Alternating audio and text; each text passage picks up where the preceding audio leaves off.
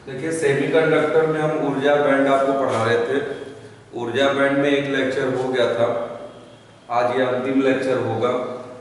ऊर्जा बैंड में क्या है, आपका जो है कोई भी पदार्थ है तो वो परमाणु से मिलकर बना होता है और प्रत्येक पदार्थ में कई परमाणु होते हैं। तो अगर परमाणु है तो हम जानते हैं कि परमाणु में दो भाग होते हैं, एक नाभिक और एक उसके चारों ओर की कक्षा। सपोज दैट ये आपके परमाणु का नाभिक हो गया। नाभिक हमेशा धनावेशित होता है। इसका कारण यह है कि नाभिक में धनावेशित प्रोटॉन और उदासीन इलेक्ट्रॉन होते हैं और इसके चारों ओर विभिन्न प्रकार की कक्षाएं होती हैं। पहली कक्षा, दूसरी कक्षा, तीसरी कक्षा, चौथी कक्षा। और नाभिक से कक्षाओं की जो दूरी होती है उसको कहते हैं उसकी त्रिज्या।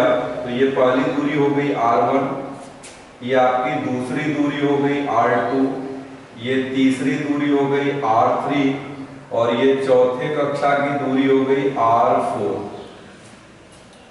पहली जो कक्षा है उसको हम कहते हैं K कक्षा, दूसरी कक्षा को कहते हैं L कक्षा, तीसरी कक्षा को कहते हैं M कक्षा और चौथी कक्षा को कहते हैं N कक्षा। इसी तरह से आगे भी कक्षाओं को हम वितरित कर सकते हैं। जो पहली कक्षा होती है उसमें N का मान 1 होगा पहली कक्षा, दूसरी कक्षा के लिए N का मान 2, तीसरी कक्षा के लिए N का मान 3 और चौथी कक्षा के लिए N का मान 4। तो आप जानते हो कि विभिन्न कक्षाओं में इलेक्ट्रॉनों का वितरण होता है। इलेक्ट्रॉनों का वितरण होगा कैसे, जैसे पहली कक्षा हो गई K कक्षा। अब जो K कक्षा हो गई उसमें आपका जो हो गया एक कक्षा है तो एक उप कक्षा होगी, मतलब N का मान 1 होगा और एक आपका इसमें उप कक्षा होगी जिसको उपकोष बोलेंगे और वह होता उपकोष यस। यस में कौन सा होगा 1 यस। इलेक्ट्रॉनों का अगर वितरण देखें तो इलेक्ट्रॉनों का वितरण हो जाएगा आपका 2। K के बाद L है तो L के लिए N का मान आपका 2 होगा। तो इसमें 2 कक्षा है, ये कक्षा हो गई आपकी, ये कक्षा का इंडिकेशन हो गया। ये आपका उप कक्षा हो गई जिसको उपकोष भी बोलेंगे और ये नंबर ऑफ इलेक्ट्रॉन हो गए। अब देखिए आपको जो है कक्षा नंबर 2 है। अब 2 में आपके जो हो गया 2 कक्षा होगी, 2s और 2p। इलेक्ट्रॉन का अगर वितरण देखें तो आपको 2s में 2 इलेक्ट्रॉन और 2p में आपके 6 इलेक्ट्रॉन, टोटल हो जाएंगे आपको 8 इलेक्ट्रॉन। तो पहली कक्षा में 2 इलेक्ट्रॉन, दूसरी कक्षा में 8 इलेक्ट्रॉन। तीसरी कक्षा चलिए M है, M का मतलब तीसरी कक्षा है तो N का मान 3, तो 3 उप कक्षा होगी, 3s, 3p और आपका 3d। ये 3 आपके उप कक्षा होगी जिसको उपकोष बोलेंगे, 3s, 3p, 3d। 3s में 2 इलेक्ट्रॉन, 3pp में 6 इलेक्ट्रॉन, d में 10 इलेक्ट्रॉन, टोटल आपके हो गए 18 इलेक्ट्रॉन। चौथी कक्षा जैसे N कक्षा है तो क्वांटम नंबर का मान 4 हो गया, यानी चौथी कक्षा के लिए N का मान 4। तो 4 आपका क्या होगा उप कक्षा, सब सेल 4s, 4p, 4d और आपका 4f। अब जो हो गया 4s, s में 2 इलेक्ट्रॉन, p में 6 इलेक्ट्रॉन, d में 10 इलेक्ट्रॉन और f में 14 इलेक्ट्रॉन। ये टोटल इलेक्ट्रॉनों की काउंटिंग कर लीजिए, जोड़ेंगे तो आ जाएगा आपको 32। तो ये आपके जो परमाणु हैं उनमें विभिन्न कक्षाओं में इलेक्ट्रॉनों का वितरण हो गया। ये पहले में 2 हो गया, दूसरे में 8 हो गया, तीसरे में 18 हो गया और चौथे में आपका 32 हो गया। तो परमाणु के विभिन्न कक्षाओं में इलेक्ट्रॉनों का जो वितरण है उसी को कहते हैं ऊर्जा स्तर। और किसी भी कक्षा में इलेक्ट्रॉन की जो ऊर्जा होगी उस ऊर्जा को निकालने का सूत्र है En बराबर -13.6 Z² बटे n square eV electron volt में। और ध्यान देंगे अगर 1 eV का मान 1.6 × 10⁻³ -19 रख देंगे तो वो कन्वर्ट हो जाएगा जूल में। तो ये ऊर्जा इलेक्ट्रॉन वोल्ट में है। और एक चीज ध्यान दीजिएगा, प्रत्येक कक्षा में इलेक्ट्रॉन की ऊर्जा समान होती है। मतलब पहली कक्षा में अगर 2 इलेक्ट्रॉन है तो दोनों के लिए ऊर्जा का मान यही होगा। दूसरी कक्षा में 8 इलेक्ट्रॉन है तो उनके लिए अलग हो जाएगा। यानी यहाँ जो हो गया, पहली कक्षा में n का मान 1 रखोगे, दूसरी कक्षा तो n का मान 2 है तो मान बदल जाएगा। यानी एक ही कक्षा में जितने भी इलेक्ट्रॉन हैं सभी के लिए ऊर्जा का मान समान होगा। En इक्वल -13.6 Z² बटे n² इंटू EV, जहाँ n कक्षा की संख्या है जिसको क्वांटम संख्या बोलेंगे, और Z परमाणु का परमाणु क्रमांक है, क्योंकि पदार्थ में बहुत से परमाणु होंगे तो अगर कोई एक परमाणु है तो उसके लिए Z का मान निश्चित होगा, और कई परमाणु हैं तो ये ऊर्जा बदल जाएगी। यानी एक ही पदार्थ में विभिन्न परमाणुओं के लिए ऊर्जा अलग अलग होगी। उसी को हम कहते हैं ऊर्जा आरेख। ऊर्जा आरेख को शॉर्टकट में हम बोलते हैं ELD। ELD का मतलब एनर्जी लेवल डायग्राम। तो ये क्या होता है इसको हम क्लियर कराएंगे। तो फिलहाल आपने ये क्लियर कर लिया। अब देखिए जो है एनर्जी के रूप में एनर्जी बैंड की अगर पहलू देखें, ये तो आप लोग क्लियर कर लिए, नोट करना चाहें तो इसको नोट कर लीजिए। अब देखिए, सपोज मान लीजिए हम परमाणु में सोडियम ले लेते हैं। एक हम परमाणु ले लिए सोडियम। सोडियम का परमाणु क्रमांक 11। इलेक्ट्रॉनिक विन्यास करोगे तो 1s2 2s2 2p6 और ये हो जाएगा 3s1। तो इसमें देख रहे हैं कि 3 कक्षा है तो 3 ऊर्जा स्तर भी बनेंगे। 1s का 1 बनेगा, ये आपको दूसरी कक्षा में 2s और 2p का 1 बनेगा और 3s का 1 बनेगा।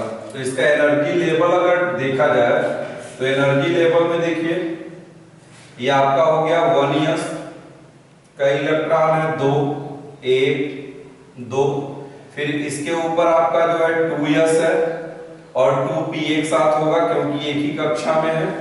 अब 2s में 2 इलेक्ट्रॉन हो गए, 2p में आपके इलेक्ट्रॉन है 6 1 2 3 4 5 और ये आपका हो गया 6। फिर उसके बाद 3s है, 3s में एक ही इलेक्ट्रॉन केवल है।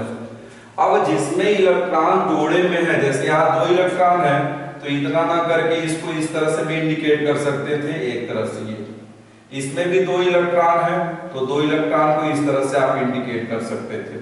इसमें आपका जो है टोटल कितने इलेक्ट्रॉन है 6, तो 1 हो गया पेयर 2 और ये आपका 3।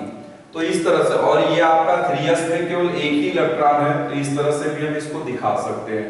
तो ये कहलाएगा आपका जो है ELD, मतलब ऊर्जा आरेख, ये आपका एनर्जी लेवल डायग्राम। लेकिन ये एक सोडियम का हुआ, ध्यान देना है, ये आपका एक सोडियम का हुआ।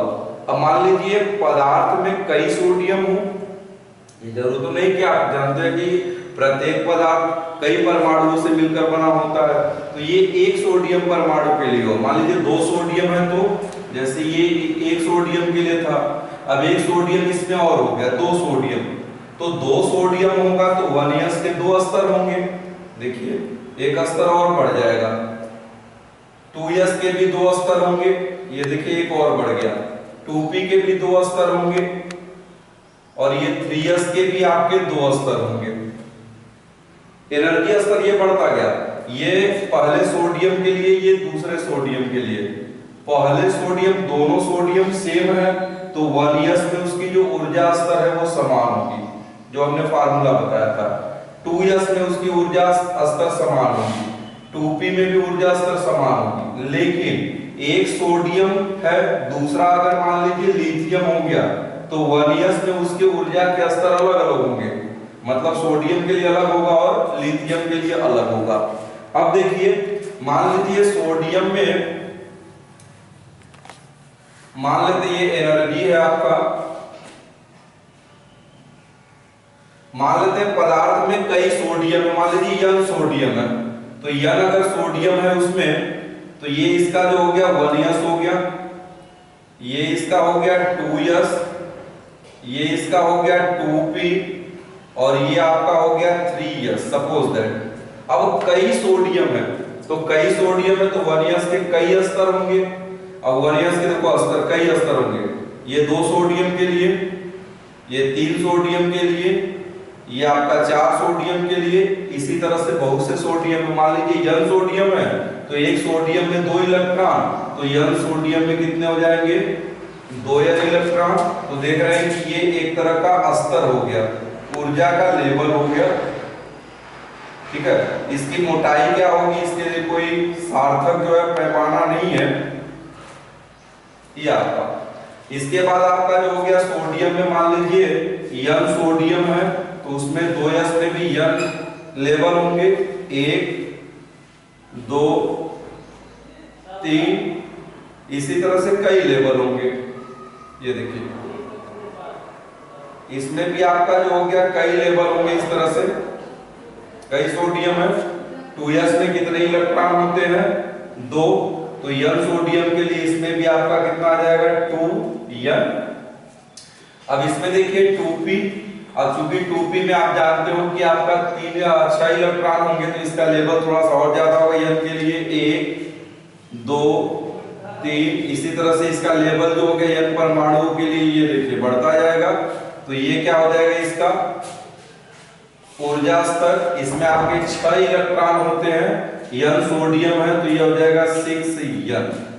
ठीक है, तो ये आपका जो ऊर्जा स्तर है इसी को हम कहते हैं आपका सोडियम परमाणु का जो हो गया ELD, एनर्जी लेवल डायग्राम। ठीक है, अब एनर्जी लेवल डायग्राम में आपका जो हो गया कई तरह के होते हैं। किसी भी परमाणु का जो ELD होता है एनर्जी लेवल डायग्राम, उसमें ये जो पूरा बैंड बना इसी को हम कहते हैं ऊर्जा बैंड। किसी भी परमाणु का जो ऊर्जा बैंड है वो कई प्रकार का होगा, लेकिन जनरल उसको 3 प्रकार में लेते हैं। ऊर्जा बैंड के कई प्रकार हैं लेकिन उसको हम जनरली 3 प्रकार में लेंगे। पहला जो प्रकार होता है संयोजी बैंड, संयोजी बैंड। दूसरा जो प्रकार होता है वो होता है चालन बैंड, और तीसरा प्रकार जो होता है उसको हम कहते हैं फॉरबिडन बैंड, इसको हम कहते हैं निषिद्ध ऊर्जा बैंड। निषिद्ध ऊर्जा बैंड और भी हो सकते हैं, जनरली 3 से ही काम चल जाता है। संयोजी बैंड, चालन बैंड और निषिद्ध ऊर्जा बैंड आपका। ठीक है, तो ये आपका जो हो गया बैलेंस बैंड है, ये आपका कंडक्शन बैंड है और ये आपको फॉरबिडन बैंड है। इसी के आधार पे हम किसी भी ठोस में चालक, कुचालक और अर्धचालक का जो हो गया पहचान करते हैं। संयोजी बैंड क्या है, मतलब किसी भी एटम का जो बैलेंस सेल है, जैसे सपोज मान लीजिए हम एग्जांपल ले लेते हैं सिलिकॉन, जैसा कि कर लिए थे 1s2 2s2 2p6, यह हो गया 3s2 3p2 और इम्पटी ऑर्बिटल हो जाएगा 3d। तो यहां देखें कि ये पूरा क्या है संयोजी कोष है। संयोजी कोष में 3s और 3p में इलेक्ट्रॉन तो भरा इसलिए भारी होगा। तो ये 3s2 और 3p2 जो है ये इलेक्ट्रॉन भरा भारी है, तो ये मिलकर क्या बनाएंगे संयोजी बैंड। ठीक है, जो इम्पटी ऑर्बिटल है या जिसमें इलेक्ट्रॉनों की संख्या कम है वो आपका हल्का होगा, वो मिलके बना देगा क्या आपका, वो बनाएगा आपका चालन बैंड।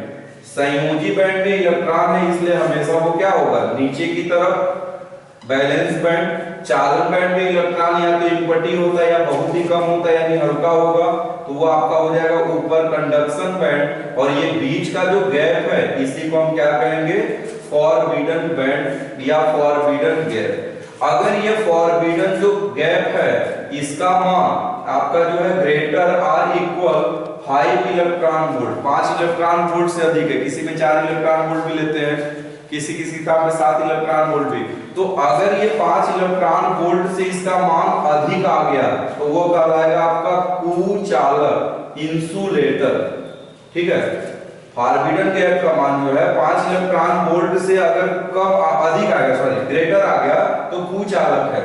और अगर मान लीजिए इसमें फॉरबिडन जो गैप है वो आपका बिल्कुल ही समाप्त हो जाए, तो बिल्कुल समाप्त होने का मतलब बैलेंस बैंड और ये कंडक्शन बैंड ओवरलैप कर जाएंगे, मिल जाएंगे। तो जब ओवरलैप कर जाएंगे तो इलेक्ट्रॉनों का आसानी से आदान प्रदान होगा, तब उसको हम नाम देंगे चालक। यानी फॉरबिडन जो आपका गैप है, फॉरबिडन जो गैप है उसका मान या बैंड भी लिख सकते हैं, अगर ये ग्रेटर और इक्वल 5 इलेक्ट्रॉन वोल्ट है तो कुचालक, इसका मान इक्वल 0 है तो वो आपका कहलाएगा चालक, और अगर इसका मान लेस और इक्वल 3 इलेक्ट्रॉन वोल्ट है तो वो कहलाएगा सेमीकंडक्टर। तो ये आपने क्लियर कर लिया ऊर्जा बैंड। ऊर्जा बैंड में आपके जो है अलग अलग बैंड को हमने डिफाइन कर दिया। ध्यान देना है, एक ही परमाणु अगर है समान, उसके एनर्जी बैंड आपको सेम होंगे, और वो निकाले कि n बराबर -13.6 Z² इलेक्ट्रॉन वोल्ट है। ठीक है, तो चैनल को अधिक से अधिक सब्सक्राइब कीजिए आपका जो है, और कमेंट बॉक्स में जो भी क्लियर नहीं होगा उसको आप लिखने का प्रयास करिए।